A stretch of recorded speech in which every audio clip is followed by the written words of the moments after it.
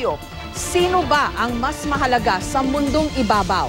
Yan ang tila nasa sentro ng debate ngayon sa bayan ng Dumanhog sa Cebu.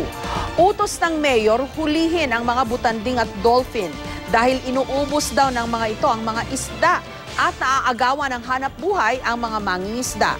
Dapat daw mas matimbang ang kabuhayan ng mga tao kesa sa mga kaagaw ng mga ito sa yamang dagat. Pero marami na ang nagpatunay na mali ang argumentong ito. Pwedeng pagkakitaan ng tao ang mga butanding at dolphin kapag ang isang bayan dinayo ng mga turistang nais makita ang mga ito. Napatunayan na yan sa Sorsogon at maging sa bayan ng Oslob sa Cebu mismo.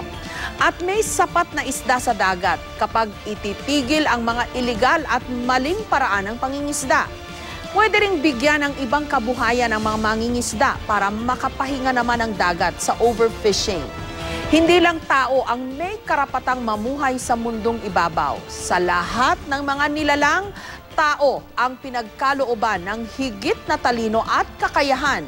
Kaya responsibilidad ng bawat isa sa atin na pangalagaan ang mga hayop at halaman. Lalo tayo rin ang direktang nakikinabang sa kanila. Yun, hindi na kailangan pang pagdebatihan.